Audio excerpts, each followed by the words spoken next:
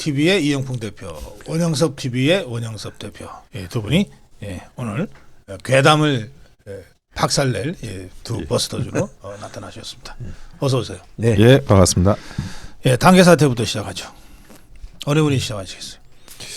아니 제가 이거는 먼저 네. 시작을 하도록 하겠습니다. 예. 근데 이번에 당에서 뭐 고발을 한다 그래가지고 그 이모 유튜브라고 하는데 이병준 네. 유튜브죠. 예. 그분을 이제 고발했다고 하는데 진짜 고발했는지 모르겠어요. 아니, 고발장이 아직 예. 도착은 안 했다고 하던데요. 오늘 서울경찰청 고위 관계자가 발표하면서 아직 그 국민의힘에서 고발한 고발장은 확인이 안 되는 걸로 그렇게 알고 있더라고요. 네. 근데 했다고 하니까 뭐 그냥 그런가 보다 하는데 뭐 이거는 확인이 필요할 것 같습니다. 근데 이 신지호 부총장이 이모 유튜브가 선동 가장 먼저 받은 거는 뇌불쇼 김어준이다 이런 이야기를 했다는 거예요. 그러니까 이거는 무슨 말이냐?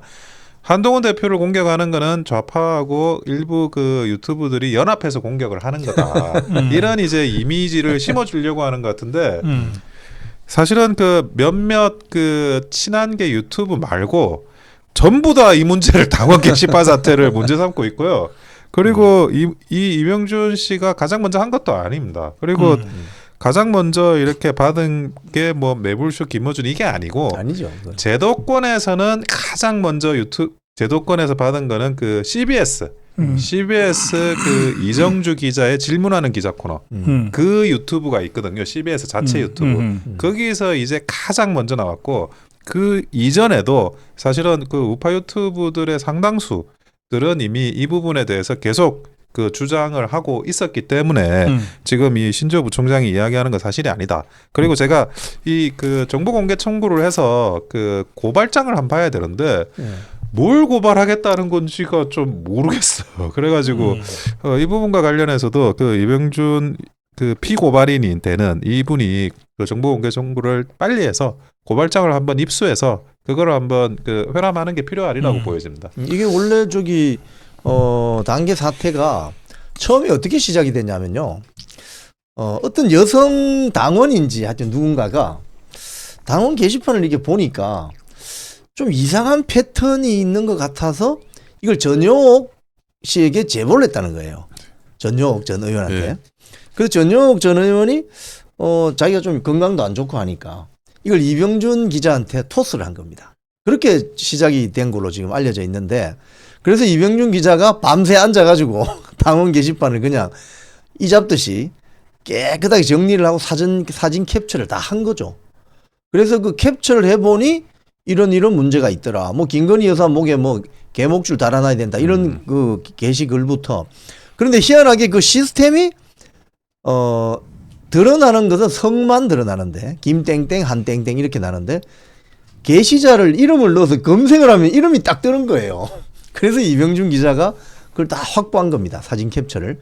그래서 수십 장의 사진 캡처를 확인해 가지고 이제 일파만파로 커지니까 사실 매불쇼 여기가 이제 좌파 유튜브 매체잖아요. 그러니까 매불쇼조차도 이거 신기하다. 그래서 최초 이걸 터뜨린 특종 기자 이병준을 그러면 한번 초청해서 한번 들어보자라고 간 거지. 이병준 기자가 좌파더라고 뭐 연합에서 한동훈을 공격한다. 그거 절대 아닙니다. 네. 그리고 그 이번에 경찰에서 뭐 발표를 하지 않았습니까? 절차대로 진행하겠다. 이 형사 문제에 대해서는.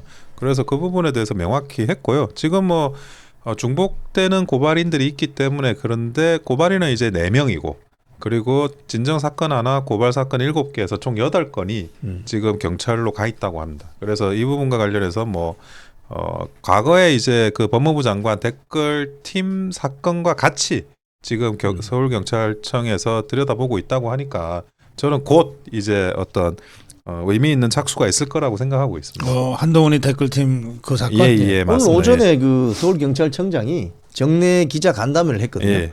근데 이제 청장이 출입 기자들에게 정례 간담회를 한다는 것은 상당 부분 파기됐다는 겁니다. 약간 팩트가 잡혔기 때문에 약간 브리핑을 해주는 건데 투 트랙으로 가죠. 하나는 말씀하신 그 가족 명의로 올라온 글들에 대한 수사가 하나 있고 또 한 트랙은 법무부 장관 시절에 댓글 운영팀 거기에 대해서도 지금 고발이 들어가서 거기서 하고 있다고 이야기를 했거든요. 그래서 저는 야 이거 댓글 법무장관 시절에 댓글은 우리 장해찬 최고도 그 이야기를 했잖아요. 이 방송에 나서도 하고 이 투 트랙으로 가는데 그 경찰청장이 이제 좀 구체적으로 이야기를 한 것 보면은 상당히 팩트가 수집이 많이 된 것 같다 이런 느낌을 받죠. 여기 댓글에 드루킹 잡은 원영섭 변호사님 패밀리 드루킹도 잡아주세요.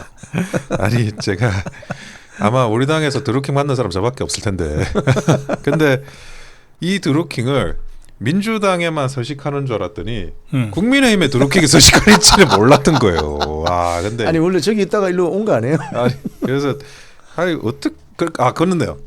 저쪽에 있다가 저쪽에 왼쪽에 있다가 우측으로 넘어온 그런 느낌이 약간 있습니다. 약간 있는데 예. 근데 같은 수법을 썼는지는 모르겠지만 이 특징이 이런 그 컴퓨터와 관련한 문제는 다 기록이 남는다.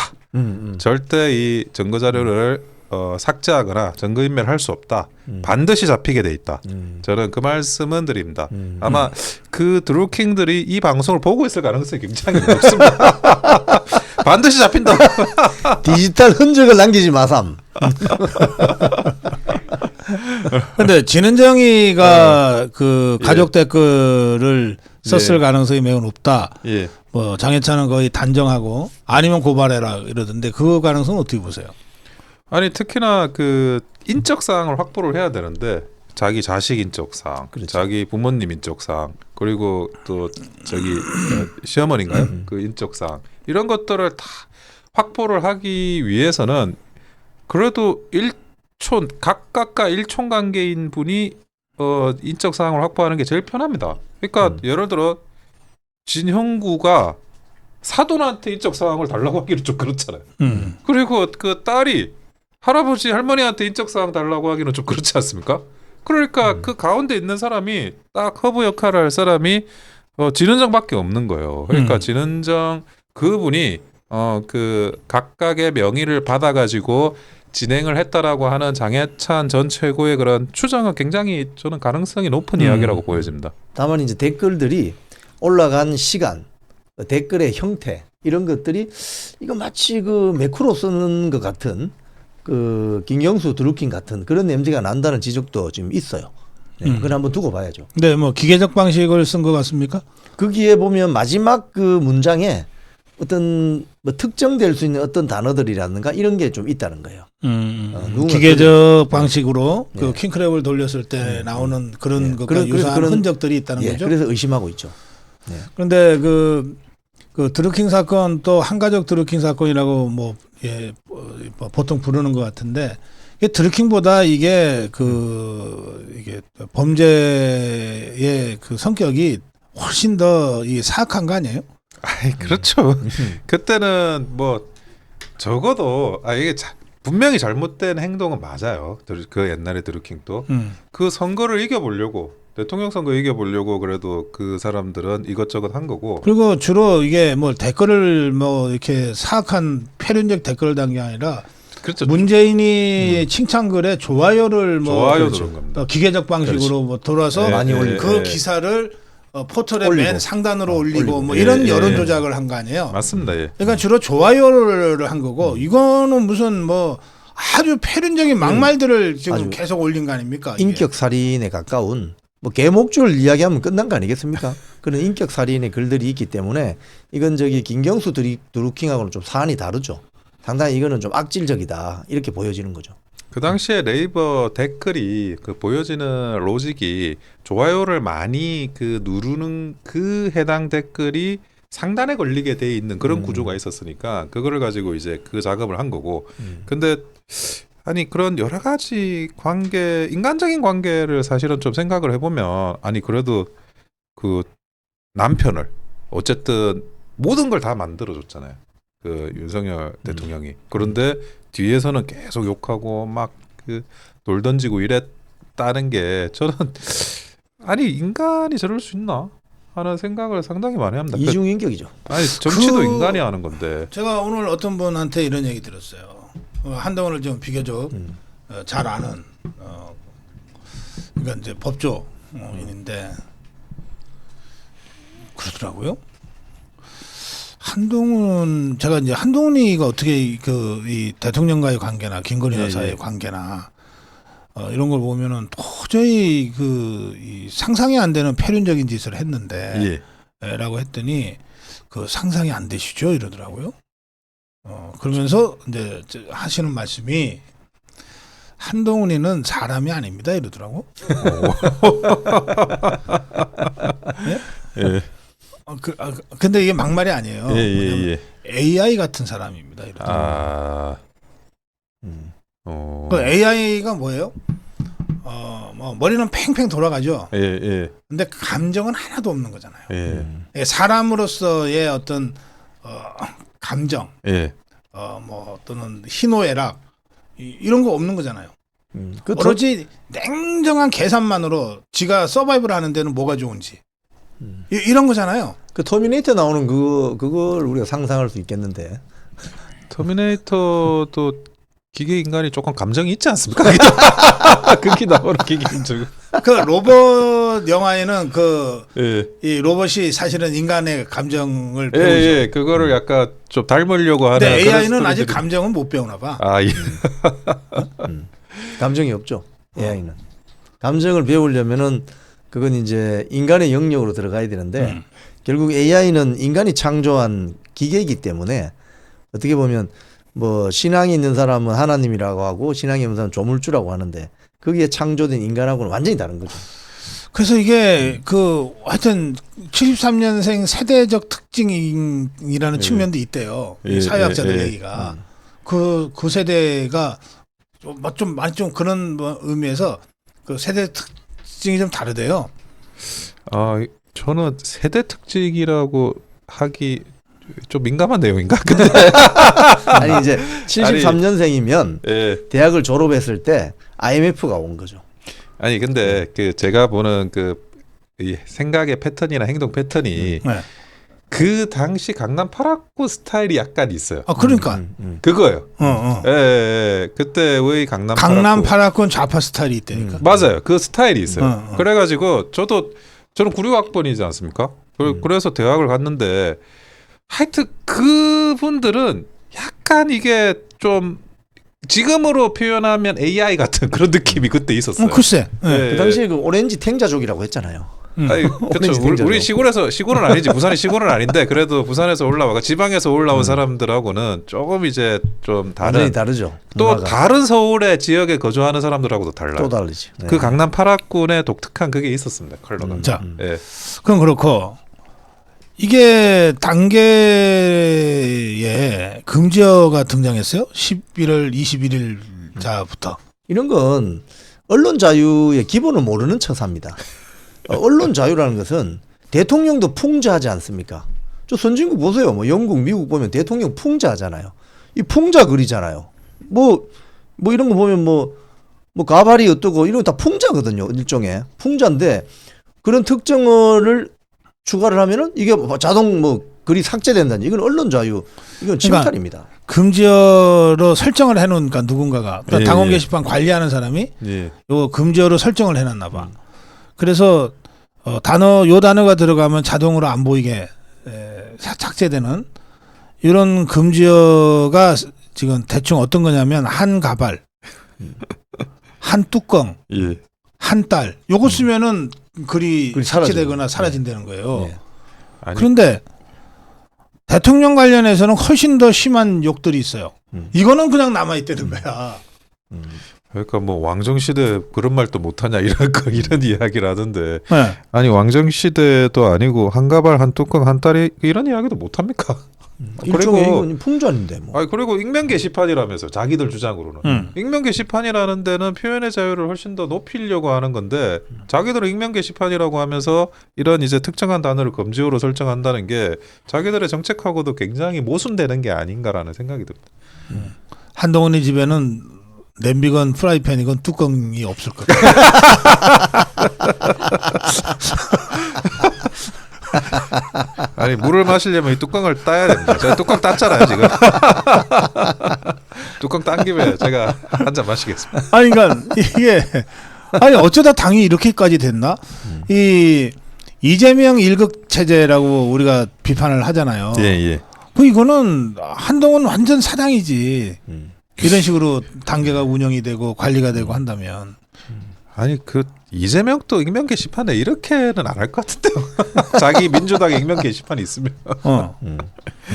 한번 가서 확인해 봐야 되겠습니다. 제가. 자, 그래서 그 KSY 조사에 당원 게시판 논란 어떻게 해야 되냐. 한동훈이가 직접 밝혀야 된다고 53.8이에요. 근거 없는 비방이니까 한동훈이가 나설 필요 없다가 28이에요. 2배잖아요. 아니 국민 눈높이네요. 국민 눈높이. 아니 민심. 한동훈 대표가 직접 밝혀야 되는 게 국민 눈높이니까 여기에는 민심이죠. 답을 해야죠. 예, 아니 당연히. 자기가 뭐 저기 뭐 한동훈이 동명인이 8명 있다고 해서 지금 별명이 팔동훈인데 그 외에 가족들의 필명으로 올라간 거는 지금 주진우 의원이 지금 뭐 제출하겠다는 고발장 내용 일부 이렇게 뭐 흘러나오는 걸 보면은 가족이 쓴 걸 인정하는 그런 아니 이 정도 했으면 거의 인정하는 것 같습니다. 인정하는 것 같은데 한 명이 썼느냐 아니면 그 가족들이 전부 한 장소에 모여가지고 휴대폰 들고 같이 썼느냐 그래서 드루킹 범죄가 성립하느냐 안 하느냐 그것만 남아 있는 것 같습니다. IP 추적하면 금방 나올 거라고 그렇죠. 보여요. IP 추적하면 금방 나오죠. 예. 자, 그 얼마 전에 여론조사에 보면 그 이재명 지지율이 그러니까 차기 대권 주자 지지율이요. 43 나오고 한동훈이가 17 나온 조사가 있었어요. 예. 가장 최근 조사입니다. 예. 근데 거기에 더 충격적인 거는 그 지역별 조사가 그 로우 데이터로 나오는데 거기 보면 대구가 15.8이야. 한동훈 지지가. 광주가 15.8이거든. 예. 그러니까 이 정도면 끝난 거 아니에요, 정치적으로? 아니 원래 이 TK 분들이 배신의 정치라면 치를 뜻이죠. 예, 근데 거기서 그렇게 낮게 나오는 거는 과거 조금 유승민 스타일인데 배신 스타일인가? 이러면서 이미 결론을 내렸다고 저는 본다는 거예요. 아니 그 TK에서 사실은 그 지지를 받지 못하는 사람은 대권 주자가 될 수 없습니다, 보수당에서. 근데 뭐 호남하고 아니면 그 비슷하게 이제 TK에서 지지를 받는다는 것 자체가 저는 TK에서는 이미 그 손절을 했고 한동훈 대표에 대해서 그리고 이제 조만간 대구에서 더 낮게 나올 수도 있다 호남보다. 저는 그것도 충분히 가능한 일이라고 생각하고 있습니다. 근데 두 분 다 부산이 기반이시잖아. 예. 부산은 어때요? PK. 부산은 대구보다는 약간 좀 연성적으로 봐주죠. 봐주는데 포용력이나 뭐 이런 수용력 면에서 연성적으로 봐주는데 한 번 눈박이 나면 끝나는 거죠, 그거. 예. 한 번 눈박이 나면. 아직 눈밖에 안 났어요? 이제 수치상으로 보면. 예. 근데 이제 그 방금 말씀하신 우리 박사님 말씀하신 그 여론조사가 추이를 봐야 됩니다. 추이를. 17%까지 떨어지기 전에 TK 지역에서 한동훈에 대한 뭐 올해 초만 하더라도 굉장히 높게 나왔었거든요. 그래서 TK 지역에서 소위 말해서 그 좀 새로운 인물들 또 젊은 인물들에 대한 좀 욕구가 있었습니다. 사실은. 근데 거기에 부응해 달라고 해서 한동훈을 많이 지지했는데 지금 17%까지 떨어졌다는 말은 그냥 끝난 겁니다. 저거는. 끝난다고 봐야 되고 PK도 거의 유사하게 갈 가능성이 큽니다. 저는 뭐 조금 다른 차원으로 보는 건 있습니다. 네. TK 같은 경우에는 이제 뭐 홍준표 시장이나 아니면 그 김문수 장관이나 대체 대권 주자들이 있어요. 그러니까 그 한동훈 대표가 아닌 대체 대권 주자들 이 사람들한테 좀 뭐 앞으로 잘 되지 않을까 이런 기대치가 있을 수 있는데 PK는 대체 대권 주자가 없어요 보수당에서.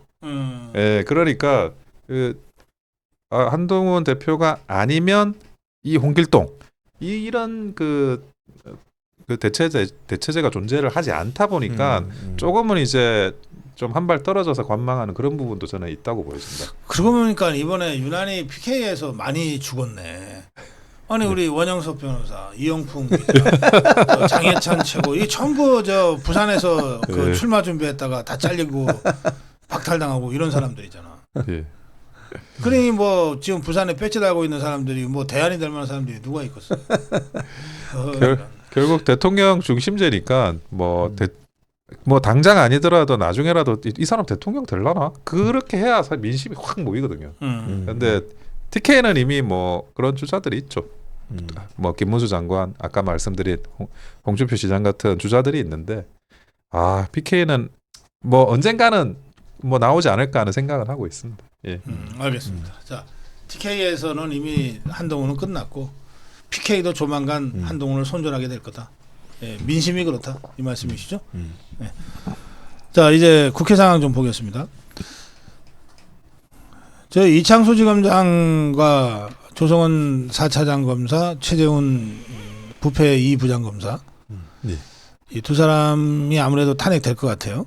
그리고 최재 감사원장도 아무래도 탄핵될 것 같아요. 오늘 국회 본회의를 보고 다 했으니까 그건 이제 4일날 표결하면 이제 탄핵이 된다는 뜻인데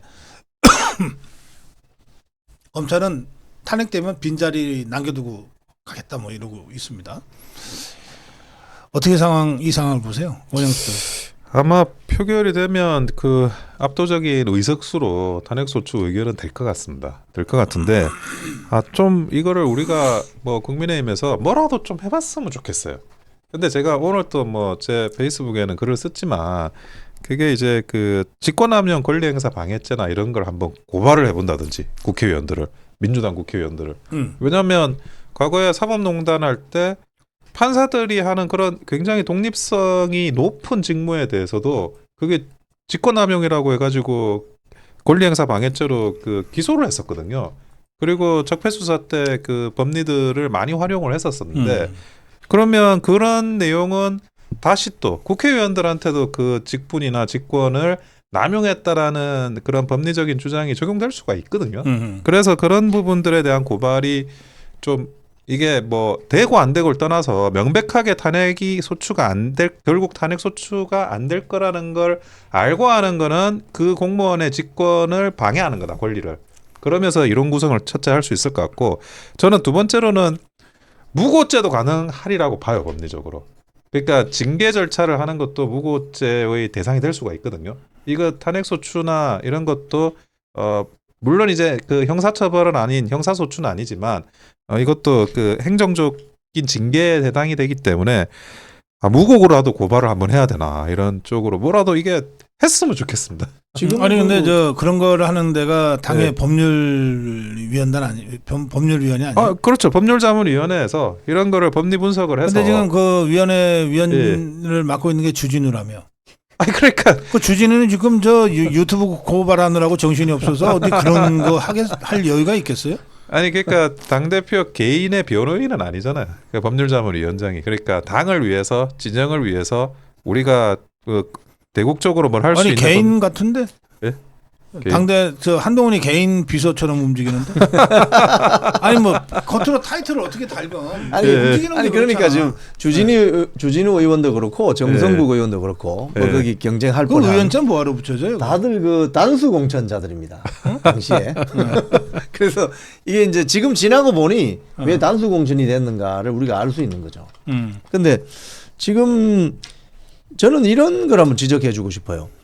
민주당 같은 경우에 22대 국회가 개원하기 전에 초선 당선된 의원들이 국회 앞마당에 천막을 쳤었습니다. 저 좌파들 그랬어요. 네, 해병대 최상병 특검법 그 통과시키라고. 그 천막이 지금도 있어요. 근데 다른 용도로 쓰이기는 합니다. 민주당 저 의원들이 와서. 근데 그때 제가 그 국회 개원하기 전에 국회를 갈 일이 있어서 가봤더니 거기 천막을 쳐놓고 몇 명씩 돌아가면서 그 땡볕에 앉아 있더라고요. 하면서 뭐 고함도 치고 뭐 화면에 뭐 영상도 틀고 이러면서. 근데 제가 처음에는 저 사람들이 제정신인가 했는데 그자들의 논리에 따르면 그게 자기들 결기 보여주는 거거든요. 국회 아직 내가 국회의원이 안 됐지만 며칠 안 남았지만 이미 국회 앞마당에 천막을 치고 우리가 이 결기를 보여주겠다라는 그런 게 퍼포먼스잖아요, 일종의.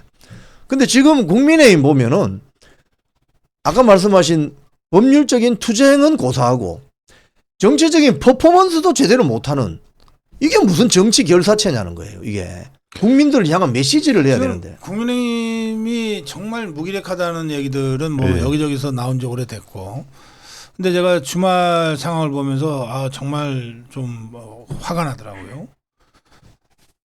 저 종북 주사파들은 지난 주말에도 그 광화문에 나왔어요. 예. 뭐 뭐 김건희 여사 특검 뭐 이거를 뭐 김건희 여사 규탄 대회를 빙자해서 윤석열 대통령 탄핵 집회를 한 거 아닙니까? 예, 예. 근데 우리 저 국민의힘은 뭘 했나요 주말에? 주말에 아마 다 지역구 갔을 거예요. 그러니까 중앙당에서는 아무것도 안 했어요. 네. 그냥 성명서 몇 개 뭐 몇 사람이 성명서 낸 게 다예요. 대변인 성명 나오고 뭐 원내대표 입장문 나오고 그게 다예요. 그리고는 싹 다 지역구로 내려가서 열심히 이제 지역 챙기고 왔을 거라고요. 이게 연말연시에는 이제 지역에 여러 가지 행사들이 있으니까 그리고 또 중앙당에서 뭐 야 우리 이거 이러면 안 돼. 또 탄핵 저지를 위해서 우리도 뭔가를 해야 돼. 야 우리 모여서 뭐라도 하자. 뭐 이런 중앙당의 지침이 없으면 서울에 남아 있는 사람이 이상한 거지 어떤 면에서는. 그렇죠. 예? 그러니까 다 내려간 거야. 그러니까 결과적으로 보면 대통령 죽이겠다는 좌파들은 쫙 몰려갖고서 그냥 뭐 으쌰으쌰하고 있고. 말이 되니 안 되든 어쨌든 하는데 예? 그리고 경찰들이 수천 명이 나와서 그걸 지키고 있는데 집권당 의원들은 다 지역에 가서 안녕하세요. 뭐 제가 예산 얼마 갖고 오려고 그러는데 이러고 있었다는 거 아니에요. 아니 근데 어제 사실은 휴일인데 활동을 한 게 하나 있더라고요. 법률자문위에서 한국일보와 관련한 그 게시판 사태 관해서 고발한다고 발표했어요. 아니 그 휴일에 그렇게 그게 중요하고 바쁜 일인 줄은 제가 몰랐는데 내가 그 기사를 봤어요. 그래가지고 이게 얼마나 그게 또 대단하게 썼길래 그 이거를 그 휴일에 굳이 나와가지고 고발하겠다고. 월요일날 언론에 띄워야 되니까. 근데 그 기사가 팩트에 근거해서 잘 썼던데요. 그럼 한동훈이가 뭐 계속해서 예. 뭘 저 이 책은 하겠죠. 예? 닥달을 하겠죠. 뭐 주진우한테 뭐 잘 되고 있냐 그랬었고 뭐 하겠죠. 한동훈의 성격상 안 할 일은 없거든요. 그러니까 이제 지금 정말 황당한 상황이 되고 있어요. 지금 그 언론 보도를 보면은 지금 뭐 특정 그 상임위에서 투표를 해야 되는데 어차피 반대 투표를 해도 민주당 표가 훨씬 많기 때문에 뭐 소위 통과하거나 이런 거는 그럴 수가 있지 않습니까? 네. 그렇다 손 치더라도 국민의힘 의원들이 남아서 끝까지 반대한다는 그 기록을 남겨주고 했어야 되는데 투표할 때 되면 사람들이 없다는 거예요. 그래서 6명 있는 상임위에서는 투표하다 보니까 3명밖에 안 남아 있어가지고 나머지 3명 어디 갔냐 이러니까 뭐 바쁜 일이 있다고 다 자리를 비워버리고 이게 무기력한 모습을 보이는데 민주당은 다 남아 있었다는 거예요. 법을 통과시키기 위해서. 이런 어떤 일들이 벌어지는데 밀릴 때 밀리더라도 끝까지 용을 쓰고 밀려야 다음이 있는 겁니다. 그냥 아예 이미 뭐 우리 질 거니까 그냥 회피해버리면 이거 다음이 없는 거예요. 그런 점이 지금 굉장히 아쉽다. 그 종북주사파 집회는 어떻게 보셨어요? 아니 토요일 날. 그 집회 사실은 뭐 그 큰 의미가 없을 거다라고 한편으로 생각하면서도 좀 저렇게 똘똘 뭉치고 있나 하는 생각도 굉장히 좀 의미 있게는 받아들였습니다. 특히나 이번에 그 위정 교사가 무죄가 나오지 않았습니까? 그러다 보니까 그 기세를 한번 타고 가겠다라는 그런 의지는 보였거든요. 근데 이럴 때야말로 국민의힘 또 좀 뭘 하자. 이런 퍼포먼스도 필요하지 않습니까? 필요하죠. 정치 투쟁에서는. 그래서 뭐라도 이걸 할 수 있는 그런 건덕지를 만들어 가지고 이 국민들께 외쳐야 되는데 그런데 기대고 있는 거는 대통령의 거부권 하나에만 딱 기대고 맞습니다. 있으면서 맞습니다. 국민의힘은 아무것도 안 합니다. 지금 그 근데 좌파 집회에 대해서 한마디 하셨네. 탈모 집회였다고. 다리가 듬성듬성 빈자리들이 많아가지고. 예. 경찰 추산 8,000명 왔다고 그랬거든요. 광화문 앞에. 근데 자기들이 주장 30만 명 왔다고 했어요. 그 저기 11월 2일 날? 예. 예. 아니죠. 그러니까 그저께? 그러니까 11월 30일 날이죠. 11월 30일 날. 토요일 30만이라고 그랬어요? 10만이라고 그랬던 것 같은데. 한겨레 신문에서 30만이 집결했다고. 그래서 30일에 집결을 했다는 걸 좀 착각하신 거 아니에요? 30만 집결했다고 30만 한겨레가 인가요? 이야기를 했어요. 근데 그런가요? 예. 거기 내용을 보면 기사 내용이 상당히 선동적입니다. 뭐 유모차를 끌고 나왔다는 둥, 뭐 청년이 뭐 실업에 뭐 분노를 느꼈다는 둥 막 이 선동 기사를 쓰는데 30만이 나오려면 저 상암 저 월드컵 경기장 그거 한 3-4개 정도 있어야 됩니다. 30만이 되려면은. 근데 한겨레 3-4개를 신문도 되나? 상암이 몇 명 들어가요? 상한국이 한 많이 지금 들어가면 한 10만이 들어간다고. 한 6만 7만 좀 들어갈 걸요. 한 5개는 있어야 그죠? 돼요. 그 정도 돼야 30만이에요. 서너 개는 안 돼. 5개가 있어야 돼. 그러니까 그 광화문 앞에 기껏 모이면 8천 명인데 그 한겨레가 이제 이 소위 말해서 동원을 해서 이렇게 좀 선동을 하고 있고 또 거기서 김민석이가 뭐라고 했냐면은 6개월 안에 끝내야 된다 그랬어요. 6개월 안에. 그러니까 트럼프 취임되기 전에 50일 안에 판때기를 바꿔야 되고 6개월 안에 끝내야 된다. 그 6개월이 우리 633 대법원 최종 판결 나오는 5월까지 끝내야 된다. 이 소리거든요. 근데 이재명은 올라가지 않았습니다. 연설에. 김민석만 올라갔는데 근데 이 집회 전체적인 분위기는 아까 말씀하신 것처럼 뭔가 다급함이 느껴져요. 왜? 이제 그 1심 공직선거법 혹시 대법원 판결 나면 골치 아프니까 그래요. 뭐 이런 것들이 좀 보여집니다. 그런데 국민의힘 국회의원들은 지금 지역구 내려가서 뭐 연말 송년회 할 때가 아닌 것 같은데. 근데 이 국민의힘도 그렇지. 지금 저 지역구 내려가서 뭐 예산 얘기할 때도 아니잖아요. 지금 더불어민주당이 전부 순 감액 예산을 강행 처리하고 있어서 증액이 안 되잖아요. 증액이 안 됩니다. 그러니까 지금 사실은 저렇게 저질러 놓고는 국회의원들 여야가 모두 가면서 그럼 내 연말에 내 지역구에 뭐 선물도 하나 못 갖다 주네 이렇게 되는 거 아니에요 지금? 그렇죠. 저 네. 민주당이 그래서요. 심지어 광주 지역에 고속 전철 예산도 깎았어요. 아니 한 300억 깎았어요. 그러니까 증액 예산은 정부와 협의를 해야 되는데 감액 예산은 협의할 필요가 없기 때문에 자기들 것도 깎으면서 그냥 지금 처리하는 거죠. 그러니까 국민의힘 지역구 의원들이 지역에 가서 한참 설명해 놓고 나중에 예산이 안 내려오면 이것도 코미디 아닙니까? 아니 저는 그래서 그 깎음이라는 게 진정성이 안 느껴집니다. 무슨 말이냐면 아니 자기 거를 깎고 싶은 사람이 어디 있어요? 국회의원, 지역구 국회의원 치고. 그런데 깎았다. 좀 협의 보고 나중에 좀 다시 하는 그런 걸 예상하고 있지 않나라는 생각은 드는데 아니 이럴수록 그 지금 잘 하시는 것 같은데요. 대통령실에서는 세게 나가야 됩니다. 그렇죠. 다 철회해라. 철회하고 새로 시작하라고 이런 식으로 나가셔야지 뭐 여기서 그 감액 예산 했으니까 어떡하지 이러고 할 문제는 절대 아니라는 겁니다. 왜냐하면 이게 감액이 그냥 어떤 그 사업의 비현실성이라든지 이런 것 때문에 감액하는 게 아니고 지금 보면 뭐 이재명 수사하는 검찰, 감사원 여기를 표적으로 해서 감액을 하는 거잖아요. 이 결국은 뭐냐면 국가 기능 마비시키겠다는 소리입니다. 이게 그렇기 때문에 강하게 나가야 되는 거죠. 지금 대통령실에서 하는 것처럼 강하게 나가야 됩니다. 네. 오늘 계단버스터즈 이영풍 기자, 원영섭 변호사와 함께 하고 있습니다. 마무리 한 말씀씩 듣겠습니다. 지금 완전히 혼돈의 카오스입니다. 지금 전국이. 그리고 이 혼돈의 카오스가 저는 어느 시점에 정리되는 순간이 오고 그 다음이 이제 중요하다. 그 다음을 지금도 준비하고 대비하고 있어야 된다라는 생각을 많이 하고 있습니다. 그래서 이 한 달 내, 그러니까 12월 안에는 어떤 식으로든지 반드시 정리될 수밖에 없다. 저는 그렇게 보여집니다. 내년 봄을 준비해야 될 것 같은데요. 왜냐하면 지금 김민석이 연설하는데 올라가서 하는 이야기가 굉장히 다급하게 6개월 안에 빨리 끝내지 않으면 큰일 난다 이 소리잖아요.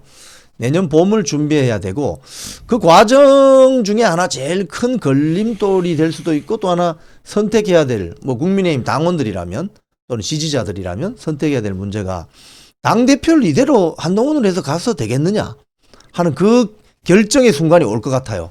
그래서 그때 참 슬기로운 결정을 해야 된다. 정말 결단을 해야 된다.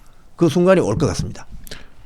제가 한 마디 맞고 아마 뭐 일부에서는 그러면 대안이 있느냐를 이야기할 수 있는데 대안은 나타납니다. 그러니까 대안은 무조건 나타나니까 그런 대안 부재론이 강할 때야말로 대안이 나타날 때입니다. 그래서 반드시 이 부분은 뭐 그 시간 끌 문제가 아니다. 그 말씀을 꼭 드리고 싶습니다. 예. 자 오늘 괴담버스터즈 이영풍 기자, 원영섭 변호사와 함께했습니다. 참 우리 지난번에 탄핵저지 국민전선 토크쇼 다 두 분도 함께 무대에서 같이 하셨잖아요.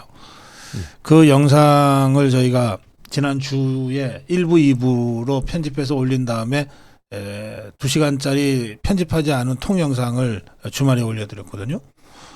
근데 굉장히 많은 분들이 보셨어요. 네, 감사합니다. 그리고 예. 이런 거를 계속해달라. 아, 예. 그리고 아까 두 분 나오시자마자 올라온 댓글에는 이영풍 기자 아마 저를 지칭하는 것 같진 않고 이영풍 기자, 원영섭 변호사 두 분을 지칭해서 이런 댓글이 올라왔더라고요. 아, 직접 만나뵈니까 너무 멋있었어요.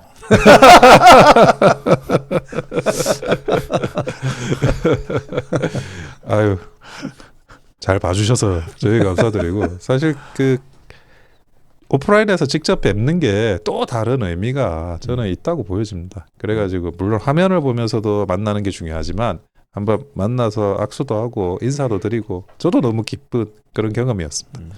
여기 보세요. 이영풍 기자님이 실제로 멋있었음. 아니 우리 원영섭 변호사님도 그날 오늘도 그렇지만 가죽 잠바 입고 오셔가지고 상당히 직접 보니까 누구 패고 다니는 사람처럼. 괴담 버스터즈. 하긴 좀 괴담을 패고 다니서 좀 패줘야 될 자들이 좀 있지. 예. 좋은 아주 기회였습니다. 정말 예. 감사합니다. 네. 예. 그래요. 예, 앞으로도 우리 탄핵저지 국민전선 전국 순회 토크쇼는 계속됩니다. 예, 두 분 고생하셨습니다. 고맙습니다. 감사합니다.